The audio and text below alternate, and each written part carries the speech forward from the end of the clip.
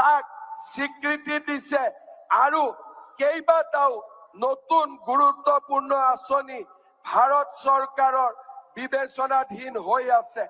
মই বিশ্বাস কৰো এই আটাইবোৰ আঁচনি যেতিয়া আমি ধৰাতললৈ আনিব পাৰিম, আমাৰ অসমখন ভাৰতৰ ভিতৰতে এখন বিকশিত ৰাজ্য হিচাপে মূৰ দাঙি উঠিব।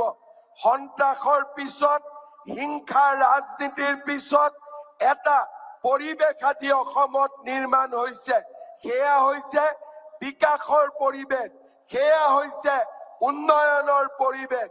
এক আন্দোলন বিবৰ্জিত পৰিৱেশত আজি অসমে নতুন দিগন্তলৈ গতি কৰিছে। মই অসমৰ ৰাইজক ধন্যবাদ জনাম। যোৱা 5টা বছৰত আপোনালোকে আমাক যি ধৰণে সহযোগিতা কৰিলে, আজি তাৰ বাবে আমি এখন নতুন অসমৰ সপোন দেখিবলৈ সক্ষম হৈছো।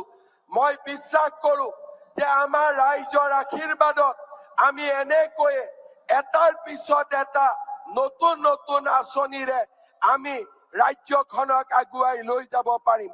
আমি যেতিয়া গুৱাহাটীৰ ৰিং ৰোডৰ কথা কৈছিলো, একাংশ লোকে আমাক হাঁহিছিলে।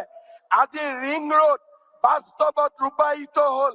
নাৰেংগী কুৰুৱাৰ দলঙৰ কথা যেতিয়া আমি কৈছিলো, একাংশ লোকে আমাক ইটিকিং কৰিছিলে, কিন্তু আজি নাৰেংগী কুৰুৱাৰ দলং বাস্তৱায়িত হল। গুৱাহাটী, উত্তৰ গুৱাহাটীৰ দলঙৰ কথা যেতিয়া আমাক কৈছিলো, মানুহে আমাক হাঁহিছিলে, কিন্তু জানুৱাৰী মাহত মই প্ৰধানমন্ত্ৰী ডাঙৰীয়াক আমন্ত্ৰণ জনাইছো গুৱাহাটী আৰু উত্তৰ গুৱাহাটীৰ দলঙৰো শুভ উদ্বোধনৰ বাবে। অৰ্থাৎ আজি অসমে নতুন দিনৰ প্ৰত্যাহ্বান গ্ৰহণ কৰিছে। নতুন আশা বুকুত বান্ধি এখন নতুন অসম নিৰ্মাণৰ দিশত আগবাঢ়িছে। যিসকলে আমাক বিৰোধিতা কৰে তেখেতসকলকো মই কব খুজিছো, অসমৰ বিকাশৰ গতিত, অসমৰ উন্নয়নৰ গতিত হিমালয়ো যদি আহি সন্মুখত থিয় হয়, আমি হিমালয়কো অতিক্ৰম কৰি আগবাঢ়ি যাম আৰু এখন নতুন অসম আমি নিৰ্মাণ কৰিম। পুনৰ এবাৰ আজিৰ এই দৰঙৰ পবিত্ৰ মাটিৰ পৰা, পবিত্ৰ ভূমিৰ পৰা মই অসমবাসী ৰাইজৰ হৈ প্ৰধানমন্ত্ৰী ডাঙৰীয়াক আকৌ এবাৰ অসম ভূমিলৈ আদৰণি জনাইছো। ৰাইজক অনুৰোধ কৰিম, সকলোৱে নিজৰ মোবাইলৰ বেটাৰীৰ লাইট জ্বলাই প্ৰধানমন্ত্ৰী ডাঙৰীয়াক আপোনালোকে এবাৰ স্বাগত কৰক। সকলোৱে মোবাইলৰ লাইট জ্বলাই প্ৰধানমন্ত্ৰী ডাঙৰীয়াক থিয় হৈ আপোনালোকে সকলোৱে এই পবিত্ৰ ভূমিলৈ আকৌ এবাৰ স্বাগত কৰক। সকলোৱে কব, ভাৰত মাতা কে, নৰেন্দ্ৰ মোদী, নৰেন্দ্ৰ মোদী, নৰেন্দ্ৰ মোদী। বহুত বহুত ধন্যবাদ। জয় হিন্দ, বন্দে মাতৰম।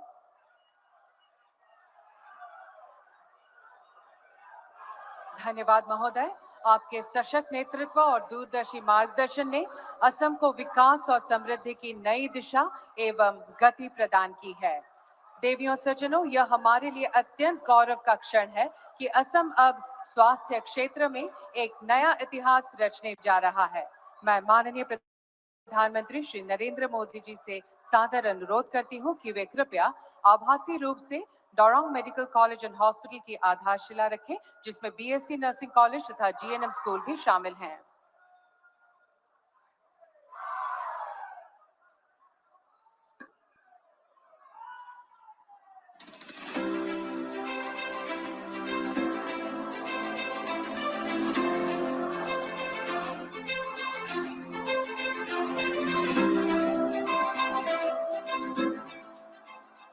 धन्यवाद महोदय। देवियों सज्जनों, अब हम आपके समक्ष डोरोंग मेडिकल कॉलेज एंड हॉस्पिटल पर आधारित एक वृत्त चित्र प्रस्तुत करेंगे। अपनी अद्भुत प्राकृतिक सुंदरता के साथ प्रधानमंत्री श्री नरेंद्र मोदी जी के विकसित भारत के सपने को साकार करता बढ़ता हुआ विकसित असम। पिछले 10 वर्षों में प्रधानमंत्री श्री नरेंद्र मोदी जी के विजन और मुख्यमंत्री श्री हिमंत बिस्वा शर्मा जी के दूरदर्शी नेतृत्व में असम ने विकास की एक नई गाथा लिखी है। इसी क्रम में स्वास्थ्य सेवाओं को भी सर्वोच्च प्राथमिकता दी गई है। सरकार की कोशिश है कि इलाज के लंबी लंबी लाइनों से मुक्ति हो, इलाज के नाम पर होने वाली दिक्कतों से मुक्ति मिले। इसके लिए एक के बाद एक योजनाएं लागू की गई हैं। यही वन नेशन वन हेल्थ की भावना है। राज्य सरकार ने लगातार नए चिकित्सा संस्थान खोले हैं। आज असम में 15 मेडिकल संस्थान और अस्पताल पहले से कार्यरत हैं, जिनमें एम्स जैसे प्रतिष्ठित केंद्र भी शामिल हैं, जबकि 10 से अधिक नए संस्थानों का निर्माण कार्य तेजी से जारी है। আজি আমাৰ ৰাজ্যখনত প্ৰায় 24খন নতুন মেডিকেল কলেজ নিৰ্মাণৰ কামত আমি অগ্ৰসৰ হৈছো। और अब इसी विकास यात्रा में एक और महत्वपूर्ण कदम उठाया गया है। दरंग मेडिकल कॉलेज एवं अस्पताल सहित जीएनएम स्कूल एवं बीएससी नर्सिंग कॉलेज का निर्माण। ये मेडिकल कॉलेज और अस्पताल असम का 25वां अत्याधुनिक चिकित्सा संस्थान होगा और 430 बेड्स के साथ मरीजों को उच्च गुणवत्ता वाली स्वास्थ्य सेवाएं प्रदान करेगा। यह अस्पताल 7 मंजिला होगा, जिसमें जनरल और इमरजेंसी आईसीयू के बेड्स, प्राइवेट वार्ड और नर्सेज हॉस्टल जैसी सुविधाएं उपलब्ध होंगी। आज हमारे यशस्वी प्रधानमंत्री श्री नरेंद्र मोदी जी द्वारा दरंग मेडिकल कॉलेज एवं अस्पताल सहित जीएनएम स्कूल एवं बीएससी नर्सिंग कॉलेज का शिलान्यास किया जा रहा है। प्रधानमंत्री श्री नरेंद्र मोदी जी का सपना है कि देश के हर जिले में एक मेडिकल कॉलेज हो और मुख्यमंत्री श्री हिमंत बिस्वा शर्मा जी के नेतृत्व में असम भी इस लक्ष्य को साकार करने की दिशा में निरंतर आगे बढ़ रहा है। धन्यवाद। देवियों सज्जनों, क्षेत्रीय संपर्क और यातायात व्यवस्था को सुदृढ़ करने की दिशा में एक ऐतिहासिक कदम है ब्रह्मपुत्र नदी पर प्रस्तावित नारंगी कुरुआ पुल। मैं हमारे आज के मुख्य अतिथि माननीय प्रधानमंत्री महोदय से पुनः अनुरोध करूंगी कि वे आभासी रूप से ब्रह्मपुत्र नदी पर बनने वाले नारंगी कुरुआ पुल की आधारशिला रखने की कृपा करें।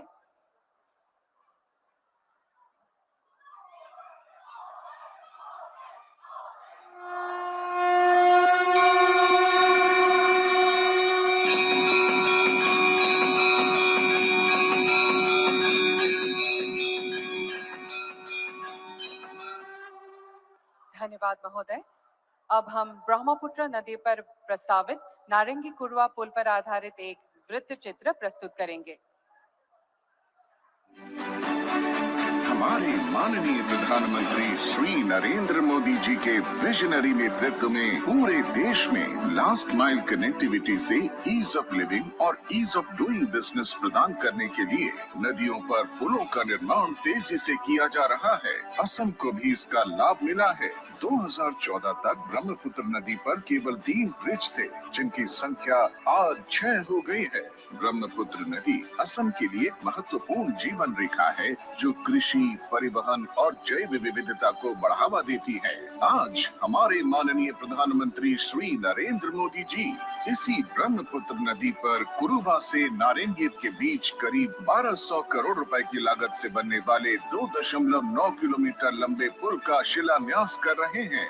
ये पुल उत्तर और दक्षिण गुवाहाटी के बीच बेहतर संपर्क प्रदान करेगा, जिससे गुवाहाटी शहर के विस्तार में और अधिक बल मिलेगा। शहर में भीड़ भाड़ और ट्रैफिक जैम को खत्म करेगा। सोनापुर और इसके आसपास के क्षेत्रों के लोगों को दरंग पहुंचने में लगभग 2 से 2.5 घंटे लगते हैं, लेकिन इस पुल के बनने के बाद उन्हें केवल 25 से 30 मिनट ही लगेंगे। से कुरुआ तक जाना चाहिए। कुरुआ से नया ब्रह्मपुत्र का पुल से वो नारंगी तक आना चाहिए। इस पुल से ओरांग टाइगर रिजर्व और पोबितरा वन्य जीव अभयारण्य तक भी वन्य जीव प्रेमियों को पहुंचना आसान होगा। साथ ही जागी रोड में विकसित हो रहे पूर्वोत्तर भारत के प्रथम सेमीकंडक्टर प्लांट की पहुंच भी सुगम होगी, जिससे भविष्य में गुवाहाटी शहर, दरंग जिला, कामरूप जिले से रोजगार हेतु आवाजाही आसान होगी। 2018 में असम की इकोनॉमी 2.25 लाख करोड़ रुपए की थी।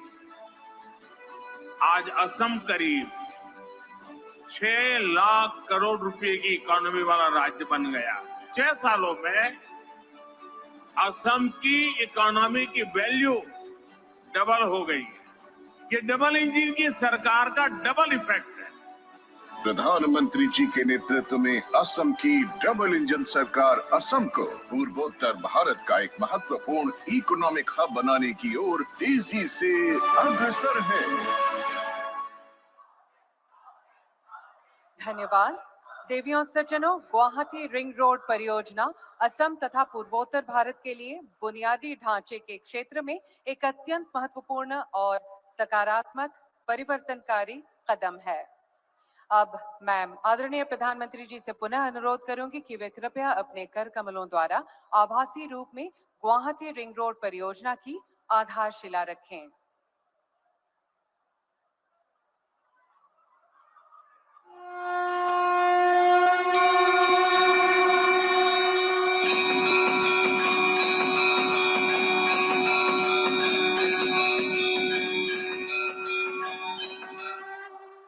धन्यवाद महोदय। अब हम गुवाहाटी रिंग रोड परियोजना पर आधारित एक संक्षिप्त वृत्त चित्र प्रस्तुत करेंगे।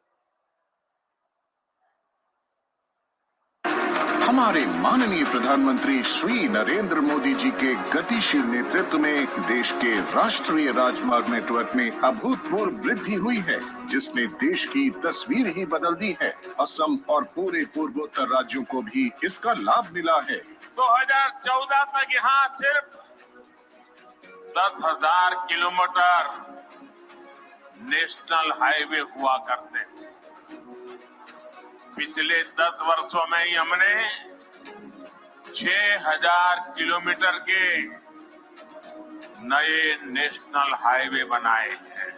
आज माननीय प्रधानमंत्री जी 4,530 करोड़ रुपए की लागत की गुवाहाटी रिंग रोड परियोजना का शिलान्यास कर रहे हैं, जिसकी कुल लंबाई 118.53 किलोमीटर है। मेरा बहुत दिन से सपना है कि गुवाहाटी का रिंग रोड बने। मतलब जो 6 लेन हाईवे आज खानापारा से जालुकबाड़ी तक हो रहा है, वो बाईहाटा सारियाली होना चाहिए, वहां से कुरुआ तक जाना चाहिए। ये परियोजना 55.54 किलोमीटर लंबे ग्रीनफील्ड कॉरिडोर को समेटे हुए है, जो क्षेत्र के लिए परिवर्तनकारी कदम होगा। इसके अलावा इसमें खानापारा से जोराबाट तक के राजमार्ग को 6 लेन में विकसित करना भी शामिल है, जिससे यातायात अधिक सुगम होगा। गुवाहाटी रिंग रोड परियोजना मौजूदा मार्ग को बैहाटा, चरियाली और सोनापुर से जोड़कर एक वैकल्पिक मार्ग प्रदान करेगी, जिससे गुवाहाटी शहर में यातायात का दबाव कम होगा। पूर्वोत्तर राज्यों और अंतर्राष्ट्रीय सीमाओं से संपर्क भी बेहतर होगा। इन परियोजनाओं से अपर असम का चाय उद्योग, नुमालीगढ़ रिफाइनरी, जागी रोड के सेमीकंडक्टर हब एवं पूर्वोत्तर राज्यों तक देश के अन्य क्षेत्रों से पहुंच आसान होगी, जिससे व्यापार, वाणिज्य एवं रोजगार के क्षेत्र में अभूतपूर्व विकास निश्चित है। हमारे माननीय प्रधानमंत्री जी के नेतृत्व में असम की डबल इंजन सरकार असम को देश का अग्रणी आर्थिक और वाणिज्यिक केंद्र बनाने की दिशा में तेजी से अग्रसर है। धन्यवाद। अब मैं सर्वजन प्रिय माननीय प्रधानमंत्री श्री नरेंद्र मोदी जी से करवत निवेदन करती हूं कि वे कृपया अपने ओजस्वी और प्रेरणादायी उद्बोधन से हम सभी को प्रेरित और मार्गदर्शित करें।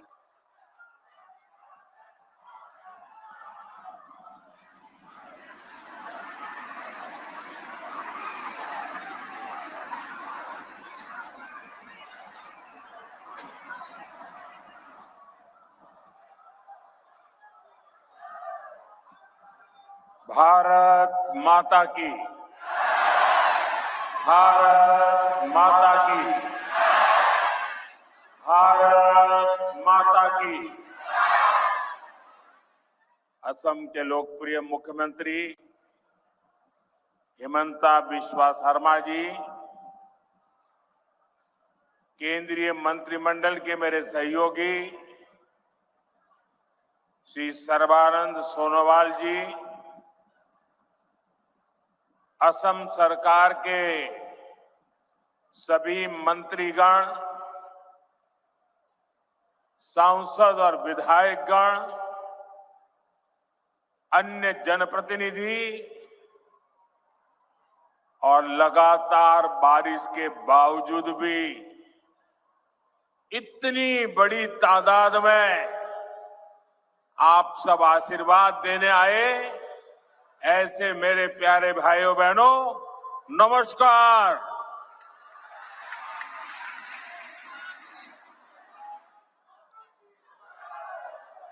अहोमार विकास यात्रार এই ऐतिहासिक दिनटोत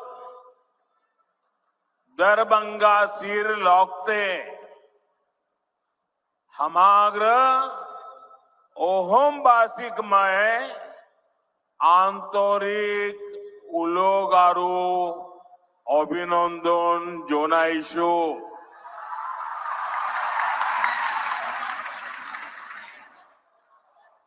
साथियों, ऑपरेशन सिंदूर के बाद कल मेरा पहली बार आसाम आना हुआ है। मां कामाख्या के आशीर्वाद से ऑपरेशन सिंदूर को जबरदस्त सफलता मिली। इसलिए आज मां कामाख्या की इस धरती पर आकर एक अलग ही पुण्य अनुभव हो रहा है और ये भी सोचने में सुहागा है कि इस क्षेत्र में आज जन्माष्टमी मनाई जा रही है। तो आप सबके बीच जन्माष्टमी के पावन पर्व पर आप सबको भी बहुत बहुत शुभकामनाएं देता हूं। और लाल किले से मैंने कहा था, चक्रधारी मोहन को याद किया था, श्री कृष्ण को याद किया था और मैंने भविष्य की सुरक्षा नीति में एक सुदर्शन चक्र की कल्पना को लोगों के सामने रखा है। साथियों, हमारा ये मंगलदोई तो वो स्थान है जहां संस्कृति की त्रिवेणी, इतिहास के गौरव और भविष्य की आशा सबका संगम एक साथ होता है। ये क्षेत्र असम की पहचान का भी केंद्र बिंदु है। प्रेरणा और पराक्रम से भरी इस भूमि पर आप सभी जनता जनार्दन के दर्शन करने का सौभाग्य पाकर मैं धन्य हूं। भाइयों और बहनों, कुछ दिन पहले ही हमने भारत रत्न सुधा कंठो भूपेन हजारी जी का जन्म दिवस मनाया है। कल उनके सम्मान में हुए एक बहुत बड़े कार्यक्रम का हिस्सा बनने का अवसर मुझे मिला।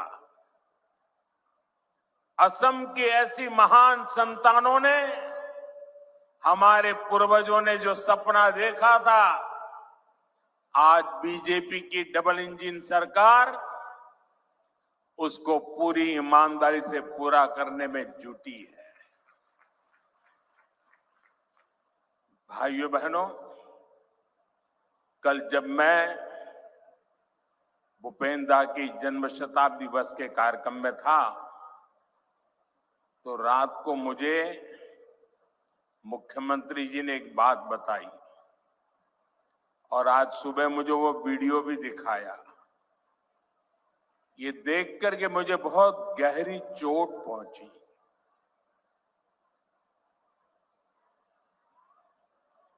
कांग्रेस पार्टी के अध्यक्ष का बयान उन्होंने मुझे दिखाया। जिस दिन भारत सरकार ने इस देश के महान सपूत असम के गौरव भूपेंद्र हजारिका जी को भारत रत्न दिया, उस दिन कांग्रेस पार्टी के अध्यक्ष ने बयान दिया था। उस समय मेरे ध्यान में नहीं आया था, आज मुझे वो दिखाया गया। कांग्रेस पार्टी के अध्यक्ष ने कहा था कि मोदी नाचने गाने वालों को भारत रत्न दे रहा है। साथियों, 1962 में चाइना के साथ जो जंग हुआ, उसके बाद पंडित नेहरू ने जो कहा था, वो घाव नॉर्थ ईस्ट के लोगों के वो घाव आज भी नहीं भरे हैं। और उस घाव पर कांग्रेस की वर्तमान पीढ़ी भी नमक छिड़कने का काम कर रही है। मैं आमतौर पर मुझे कितने ही गालियां दे, मैं तो भगवान शिव का भक्त हूं, सारा जहर निगल देता हूं।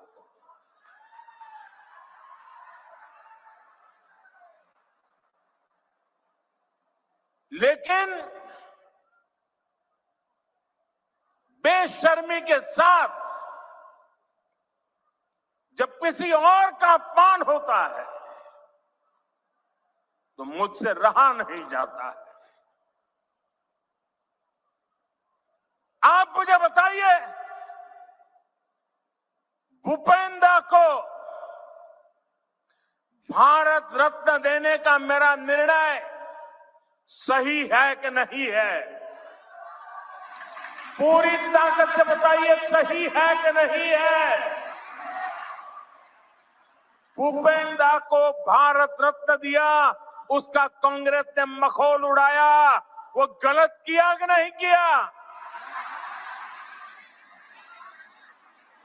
असम के बेटे का, भारत के सपूत का कांग्रेस ऐसे अपमान करती है, बहुत दर्द होता है।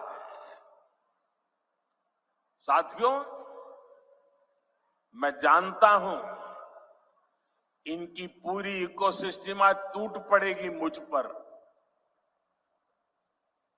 कि मोदी फिर से रोना रोने लगा। मेरे लिए तो जनता जनार्दन ही मेरा भगवान है, और मेरे भगवान के पास जाकर के मेरे आत्मा की आवाज वहां नहीं निकलेगी तो कहां निकलेगी? यही मेरे मालिक है, यही मेरे पूजनीय है, यही मेरा रिमोट कंट्रोल है। मेरा और कोई रिमोट कंट्रोल नहीं है। 140 करोड़ देशवासी मेरा रिमोट कंट्रोल है। और इनका तो अहंकार इतना है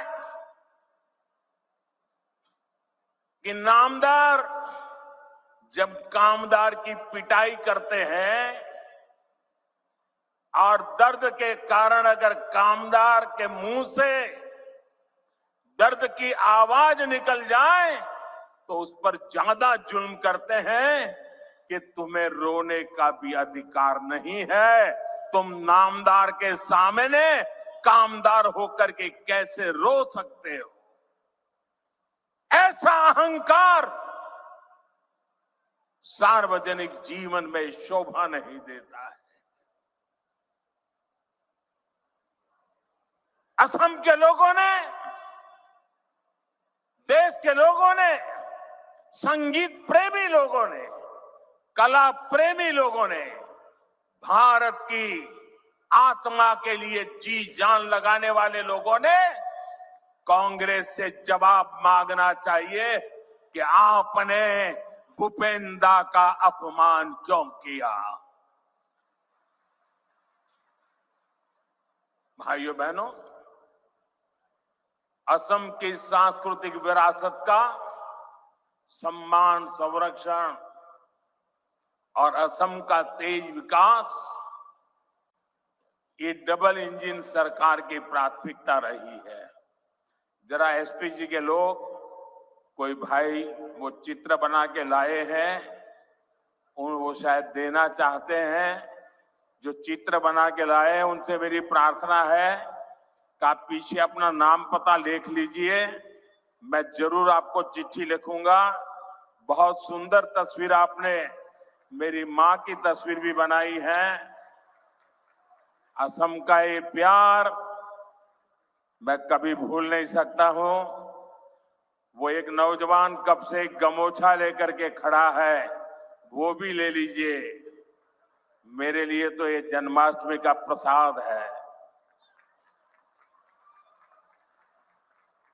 आसाम की कोई गरीब मां ने ये गमोछा बनाया होगा। बहुत बहुत धन्यवाद भैया आपके इस प्रसाद के लिए। मैं आपका बहुत आभारी हूं। मुझे मिल जाएगा, दे दीजिए भैया, मिल जाएगा।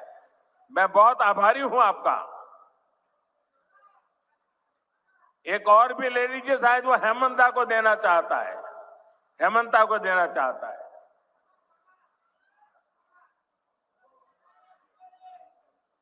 ठीक है, जहां जाना है सही जगह पे जाएगा।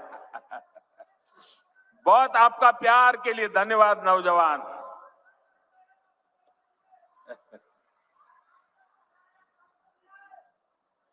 देखिए, काफी बच्चे कुछ चित्र बना के लाए, जरा ले लो भाई। इतना प्यार बरसा रहे हैं लोग। ये छोटे छोटे बालक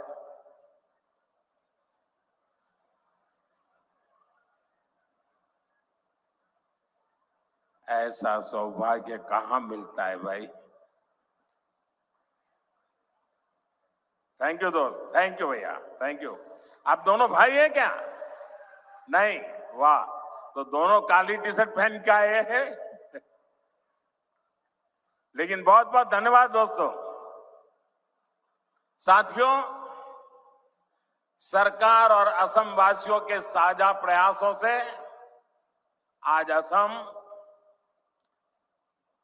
देश और दुनिया में धूम मचा रहा है। देखिए भाई, ये बेटी कुछ लेके आई है, ले लीजिए।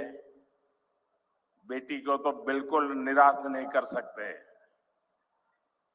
थैंक यू बेटा। बेटे, अपना नाम लिखा है पीछे?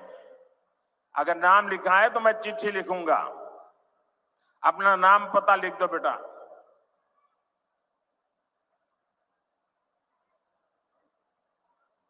साथियों, आज भारत दुनिया का सबसे तेजी से ग्रो करने वाला देश है। वही असम भी देश के सबसे तेजी से ग्रो करने वाले राज्यों में एक बन गया है। एक समय था जब असम विकास में पिछड़ा हुआ था, देश के साथ कदम ताल नहीं कर पा रहा था। लेकिन आज असम करीब करीब 13% की ग्रोथ रेट से आगे बढ़ रहा है। बेटा, बहुत बहुत धन्यवाद।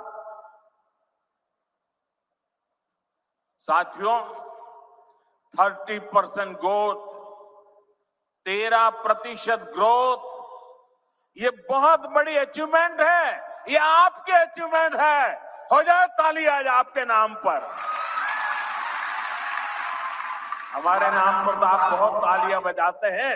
मैं आज आपके पसीने पर ताली बजाना चाहता हूं।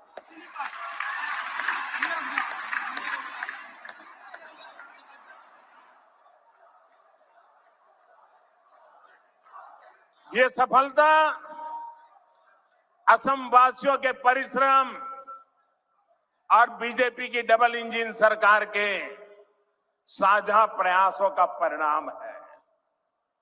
मुझे खुशी है कि असम की जनता इस पार्टनरशिप को लगातार मजबूत कर रही है। इसलिए तो हर चुनाव में हेमंता जी और उनकी टीम को बार बार भारी समर्थन मिल रहा है। हाल में हुए पंचायत चुनावों में भी असम ने हम सभी को ऐतिहासिक विजय दिलाई है, अपना आशीर्वाद दिया है।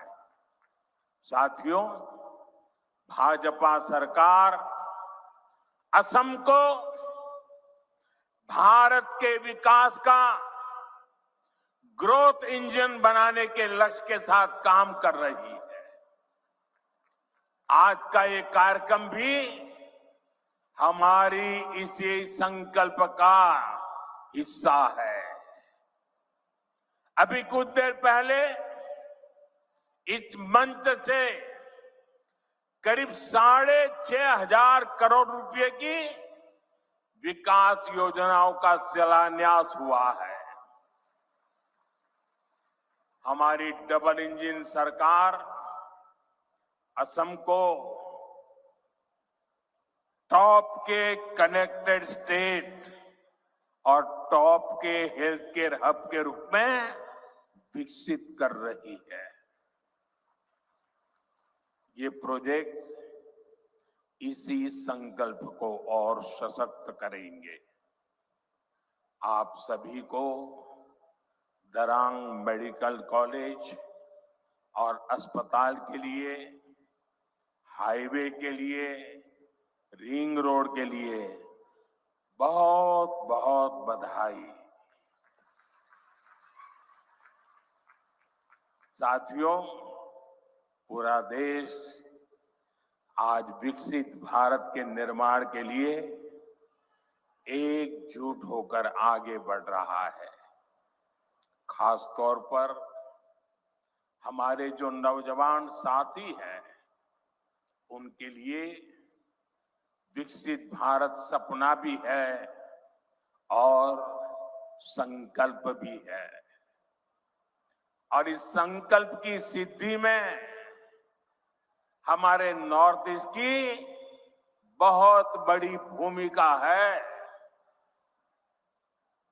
ये मैं सिर्फ इसलिए नहीं कह रहा हूं कि मुझे आप लोगों के प्रति बहुत प्यार है, बहुत सम्मान है, नॉर्थ ईस्ट के प्रति मेरा लगाव है, सिर्फ इसलिए नहीं कह रहा हूं। मैं इसलिए कह रहा हूं, इसके पीछे ठोस कारण है। आजादी के बाद बड़े शहर, बड़ी इकोनॉमी, बड़े बड़े कारखाने पश्चिम और दक्षिण भारत में ही विकसित हुए। इस दौरान पूर्वी भारत का बहुत बड़ा इलाका, बहुत बड़ी आबादी विकास की दौड़ में पीछे रह गई। अब भाजपा सरकार इस स्थिति को बदल रही है। 21वीं सदी के 25 साल बीत चुके हैं। जिसे 21वीं सदी के हम गीत गाते रहे ना, कांग्रेस के जमाने से सुन रहे थे 21वीं सदी आ रही है, 21वीं सदी आ रही है। आकर के भी 1/4 समय तो पूरा हो गया। अब 21वीं सदी का ये अगला हिस्सा ईस्ट का है। नॉर्थ ईस्ट का है। अब आपका टाइम आया है। असम का नॉर्थ ईस्ट का समय आया है। आपका समय आया है। मेरे नौजवानों, अब समय आपकी मुट्ठी में है। भाई एक और बच्चा कुछ लेके आ गया, ले लीजिए भाई।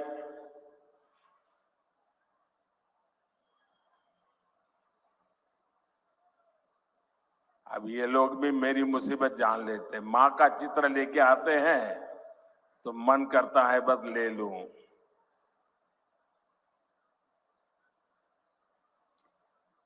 दे दो बेटे, ये मेरे साथी हैं। पीछे अपना नाम पता लिख लेना, मैं कलेक्ट कर लूंगा इसको, आपको चिट्ठी लिखूंगा। जरा ये लेकर के दे दीजिए भाई एसपी जी वालों को। साथियों, किसी भी क्षेत्र के तेज विकास के लिए तेज कनेक्टिविटी बहुत जरूरी है।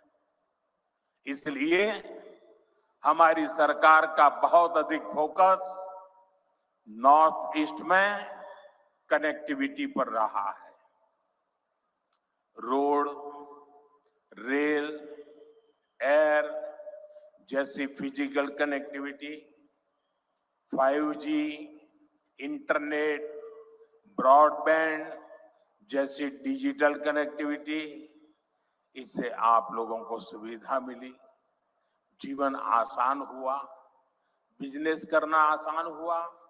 इस कनेक्टिविटी से आप लोगों के लिए घूमना फिरना आसान हुआ, टूरिज्म का विस्तार हुआ और इसने यहाँ के हमारे नौजवानों के लिए नौकरी के, रोजगार के नए अवसर भी बनाए। साथियों, कनेक्टिविटी के इस महाअभियान का असम को भी बहुत लाभ मिला है। मैं आपको एक उदाहरण देता हूं। आजादी के 6 दशक तक दिल्ली में कांग्रेस की सरकार रही। असम में दशकों तक कांग्रेस रही, लेकिन कांग्रेस ने 60-65 सालों में ब्रह्मपुत्र पर सिर्फ 3 पुल बनाए। 60-65 साल में 3। फिर आपने हमें सेवा करने का मौका दिया और 1 दशक में हमारी सरकार ने 6 बड़े ब्रिज बना दिए। 6 बड़े ब्रिज। अब मुझे बताइए, इतना काम करेंगे तो आप खुश होंगे कि नहीं होंगे? आपके आशीर्वाद मिलेंगे कि नहीं मिलेंगे? आपका प्यार मिलेगा कि नहीं मिलेगा? आप खुश हैं ना? मैं और भी काम करना चाहता हूं, बस आशीर्वाद देते रहिए।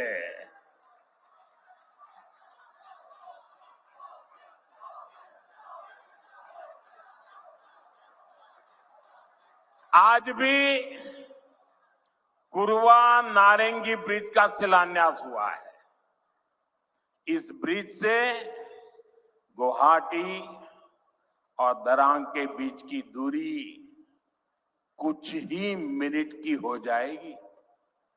इससे आम लोगों के समय और पैसे की बचत होगी, ट्रांसपोर्टेशन सस्ता होगा, टाइम कम लगेगा, ट्रैफिक की परेशानियां कम होगी और इसके कारण कीमतें भी कम होती है। साथियों, नई रिंग रोड से आपको बहुत फायदा होगा। जब ये बन जाएगी तो ऊपरी आसाम की तरफ जाने वाली गाड़ियों को शहर में आने की जरूरत ही नहीं पड़ेगी।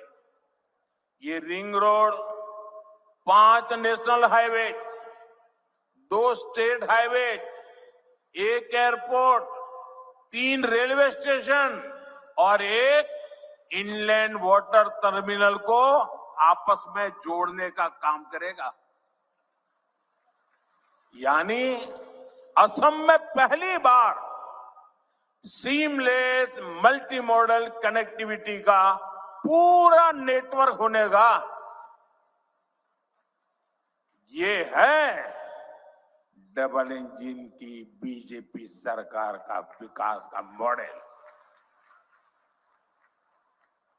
साथियों, हम आज की नहीं बल्कि अगले 25-50 साल की जरूरतों के मुताबिक देश को तैयार कर रहे हैं, क्योंकि 2047 जब आजादी के 100 साल होंगे ना, विकसित भारत बना के रहना है दोस्तों। आपके लिए बनाना है, आपके बच्चों के लिए बनाना है, नौजवानों के उज्जवल भविष्य के लिए बनाना है। इसी कड़ी में मैंने लाल किले से घोषणा की थी कि अब जीएसटी में नेक्स्ट जनरेशन रिफॉर्म होगा। आज मैं इस रिफॉर्म की खुशखबरी के साथ आपके बीच आया हूं। आज से ठीक 9 दिन के बाद नवरात्रि का पहला दिन होगा। जीएसटी की दरें बहुत कम हो जाएंगी और इससे असम के, देश के हर परिवार को फायदा होगा। रोजमर्रा की बहुत सारी चीजें और सस्ती हो जाएगी। हमने सीमेंट पर टैक्स कम किया है, इसके लिए जिसको घर बनाना है उसका खर्चा कम होगा। कैंसर जैसी अनेक गंभीर बीमारियों की अनेक महंगी दवाएं सस्ती हो जाएगी, बीमा कराना सस्ता हो जाएगा और जिस नौजवानों को मोटरसाइकिल लेनी है, नई कार खरीदनी है, वो भी सस्ती हो जाएगी। आजकल आप देखते होंगे मोटर कंपनियों में ऐसी होड़ मची है, एडवर्टाइजमेंट दे रहे हैं 60,000 कम, 80,000 कम, 1 लाख रुपया कम, लगातार इससे जुड़े विज्ञापन दे रहे हैं। यानी माताएं बहनें हो, नौजवान हो, किसान हो, दुकानदार हो, सबका फायदा होने वाला है। ये फैसला आपके त्योहारों की चमक और बढ़ाने वाला है। साथियों, इन त्योहारों में आपको मेरी एक बात भी ध्यान रखनी है। मैं अपनी बात बताऊं? मैं मेरी बात बताऊं? आप कहो तो बताऊं? सबके सब हाथ ऊपर करके बताइए, बताऊं? मेरी बात मानोगे? बैठो बेटा, बैठो। थैंक यू बेटा, थैंक यू। उसको तकलीफ मत दीजिए, उसको शारीरिक तकलीफ है, प्लीज उसको परेशान मत कीजिए, ले लेंगे। जरा कैमरामैन वो चिट्ठी ले लो, उनसे चिट्ठी ले लो। कोई नौजवान, बैठो बेटा, आप परेशान मत होना, उसको परेशान मत कीजिए। अरे भाई, उसको तकलीफ हो रही है भाई, मेरा प्रणाम भैया, उसको परेशान मत कीजिए प्लीज। उसको, मुझे अच्छा नहीं लगता है भैया, प्लीज। आप यहां तक आए, शरीर को इतना कष्ट देकर के आए, मैं आपका आभारी हूं। साथियों, जरा फिर से हाथ करके बताइए, मैं जो कहूंगा मेरी बात मानोगे? ऐसा नहीं, सबका हाथ ऊपर होना चाहिए, उधर भी। मेरी बात मानोगे? पक्का मानोगे? इतना कर लीजिए, देश आगे बढ़ जाएगा। दोस्तों, मेरे लिए नहीं, मैं आपसे देश के लिए मांग रहा हूं। मैं आपसे आपके बच्चों के उज्जवल भविष्य के लिए मांग रहा हूं। और मैं आपसे यही कहता हूं कि आप मुझे वादा कीजिए, अब जो भी खरीदेंगे वो स्वदेशी होगा। खरीदेंगे, स्वदेशी खरीदेंगे, मेड इन इंडिया खरीदेंगे। और मेरी स्वदेशी की व्याख्या बहुत सिंपल है। कंपनी किसी भी देश से क्यों ना आई हो, नाम किसी भी देश का क्यों ना हो, लेकिन वो हिंदुस्तान में ही बना होना चाहिए। पैसा दुनिया के किसी भी देश ने लगाया हो, लेकिन पसीना मेरे देश के नौजवानों का होना चाहिए।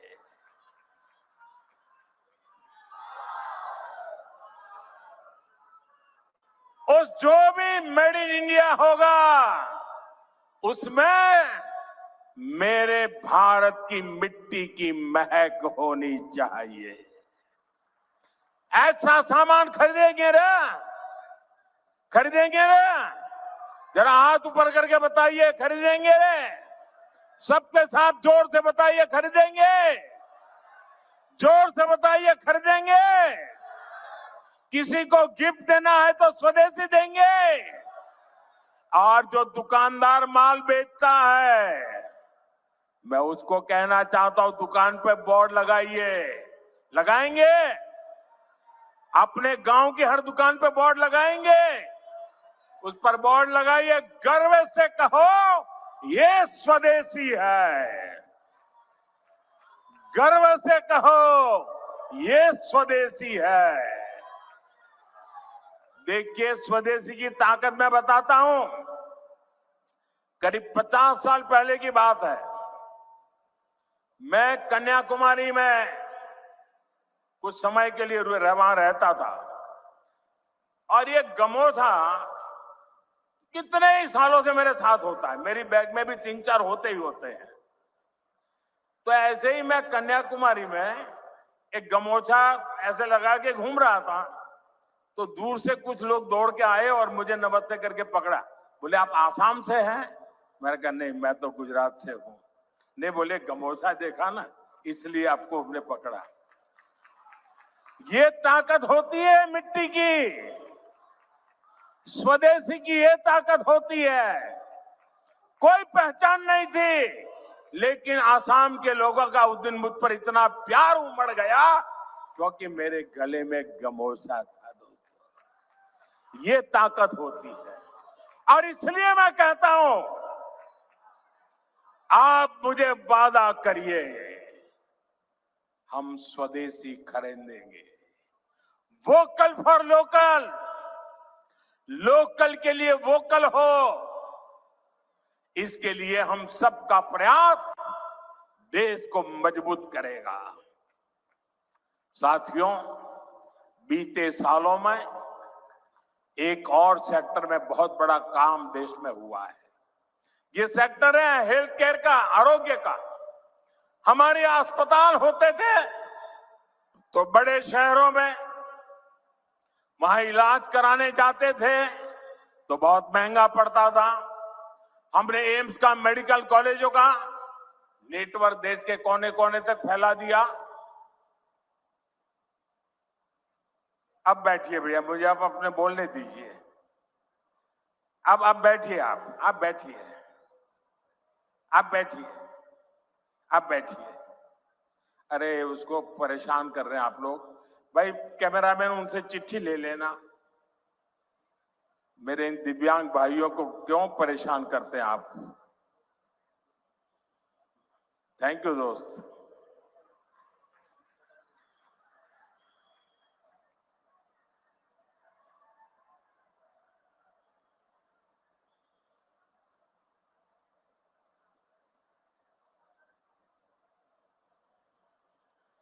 यहां असम में तो विशेष तौर पर कैंसर के हॉस्पिटल भी बनाए गए। बीते 11 वर्षों के दौरान भारत में मेडिकल कॉलेजों की संख्या 2 गुनी हो गई।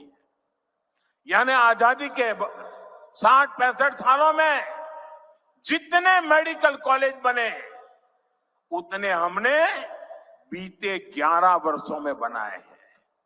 बताइए, 60-70 साल में जो काम हुआ है ना, वो हमने 10-11 साल में कर दिया है दोस्तों।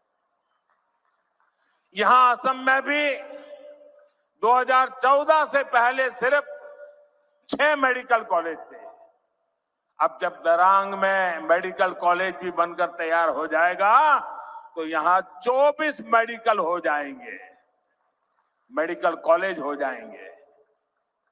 आपको भी पता है, जब मेडिकल कॉलेज बनता है तो इलाज की बेहतर व्यवस्था बनने के साथ ही ज्यादा से ज्यादा नौजवानों को डॉक्टर बनने का भी अवसर मिलता है। पहले मेडिकल सीटों की कमी की वजह से बहुत बड़ी संख्या में हमारे युवा डॉक्टर नहीं बन पाते थे। बीते 11 साल में देश में मेडिकल सीटों की संख्या 2 गुने से ज्यादा हो गई है। इतना ही नहीं, हमने एक और लक्ष्य रखा है। आने वाले 4-5 सालों में हम मेडिकल की 1 लाख नई सीटें जोड़ने जा रहे हैं। 1 लाख नई सीटें, 1 लाख नौजवानों को डॉक्टर बनाएंगे। साथियों, ये हम ऐसे काम करते हैं, अगर इस देश में 3 करोड़ लखपति दर्जे बनाने का काम करते हैं तो 1 लाख नए डॉक्टर बनाने का भी काम करते हैं। साथियों, असम देशभक्तों की भूमि है। विदेशी आक्रांताओं से देश की रक्षा हो या फिर आजादी की लड़ाई में बलिदान हो, असम की भूमिका बहुत बड़ी है। पथरू घाट का किसान सत्याग्रह देश भला कैसे भूल सकता है। वो ऐतिहासिक स्थान यहां से ज्यादा दूर नहीं है। आज जब मैं बलिदानियों की ऐसी पावन भूमि पर खड़ा हूं तो कांग्रेस की एक और करतूत से पर्दा फटाना जरूरी है। कांग्रेस अपनी राजनीति के लिए हर ऐसे व्यक्ति, हर ऐसे विचार के साथ खड़ी होती है जो भारत विरोधी हो। अभी ऑपरेशन सिंदूर के दौरान भी हमने यही देखा। जब कांग्रेस सत्ता में थी तो पूरा देश आतंक से लहूलुहान होता था, कांग्रेस चुपचाप खड़ी रहती थी। आज हमारी सेना ऑपरेशन सिंदूर करती है, पाकिस्तान के कोने कोने में आतंक के आकाओं को उखाड़ फेंकती है, लेकिन कांग्रेस देश की सेना के बजाय पाकिस्तान की सेना के साथ खड़ी हो जाती है। कांग्रेस के लोग हमारी सेना के बजाय आतंकियों को पालने वालों के एजेंडे को आगे बढ़ाते हैं। पाकिस्तान का झूठ कांग्रेस का एजेंडा बन जाता है। इसलिए आपको कांग्रेस से हमेशा सतर्क रहना है। साथियों, कांग्रेस के लिए अपने वोट बैंक का हित ही सबसे बड़ा है। कांग्रेस देश हित की कभी परवाह नहीं करती। आज कांग्रेस देश विरोधियों की, घुसपैठियों की भी बहुत बड़ी रक्षक बन चुकी है। कांग्रेस जब सत्ता में थी तो घुसपैठ को बढ़ावा देती थी। और कांग्रेस चाहती है कि इस घुसपैठिए हमेशा के लिए भारत में ही बस जाए और भारत का भविष्य घुसपैठिए तय करे। एक समय में मंगलदोई ने असम की पहचान बचाने के लिए अवैध घुसपैठ के खिलाफ बहुत बड़ा आंदोलन देखा है, लेकिन पहले की कांग्रेस सरकार ने आप लोगों को इसकी भी सजा दी है, आपसे इसका बदला लिया है। कांग्रेस ने यहां जमीन पर अवैध कब्जे होने दिए, हमारे आस्था के स्थानों पर, हमारे किसानों के, आदिवासियों के हक की जमीन पर डाका डाला। बीजेपी एनडीए सरकार बनने के बाद अब उन स्थितियों को बदला जा रहा है। यहां के अवैध कब्जों को हटाया जा रहा है। हेमंता जी के नेतृत्व में असम में लाखों बीघा जमीन घुसपैठियों से मुक्त की जा चुकी है। दरांग जिले में भी बहुत बड़ी जमीन से कब्जा हटाया गया है। यहां गोरूखुंटी इलाके में कांग्रेस के समय घुसपैठियों का कब्जा था। आज वो जमीन वापस ले जा चुकी है। अब वहां किसानों के लिए गोरुखुंटी कृषि परियोजना चल रही है। वहां के नौजवान अब कृषि सैनिक बनकर खेती कर रहे हैं। सरसों, मक्का, उड़द, तिल, कद्दू सब कुछ वही उग रहा है। यानी जो जमीन कभी घुसपैठियों के कब्जे में थी, आज वही जमीन असम के कृषि विकास का नया केंद्र बन गई है।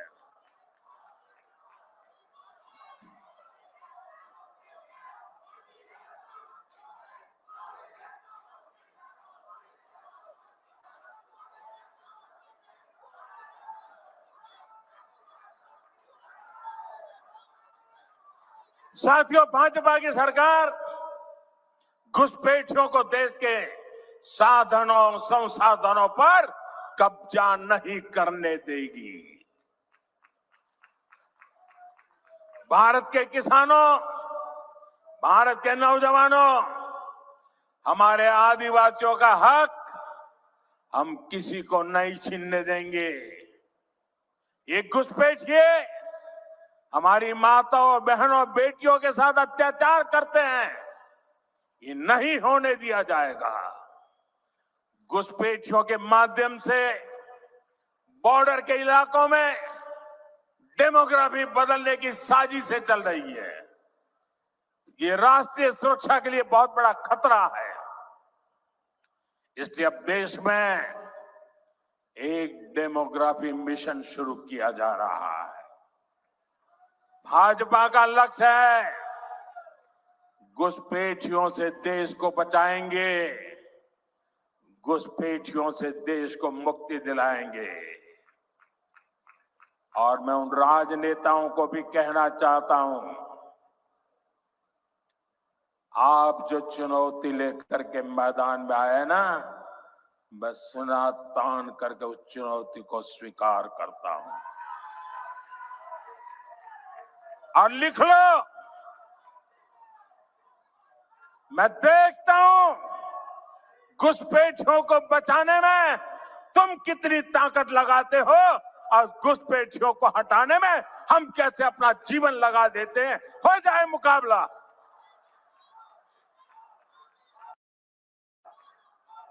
घुसपैठियों को बचाने के लिए निकले हुए लोगों को भुगतना पड़ेगा। मेरे शब्द सुन के रखो, ये देश उनको माफ नहीं करेगा। साथियों, असम की विरासत को बचाना, असम का तेज विकास करना, इसके लिए हमें मिलकर काम करना है। हमें असम को, नॉर्थ ईस्ट को विकसित भारत का ग्रोथ इंजन बनाना है। एक बार फिर विकास परियोजनाओं के लिए आप सभी को मैं शुभकामनाएं देता हूं। मेरे साथ बोलिए, भारत माता की। दोनों हाथ ऊपर करके पूरी ताकत से निकालनी चाहिए आवाज। भारत माता की, भारत माता की, भारत माता की, भारत माता की, भारत माता की। बहुत बहुत धन्यवाद। महोदय, आपके अमूल्य वक्तव्य के लिए हम हृदय से धन्यवाद एवं आभार प्रकट करते हैं।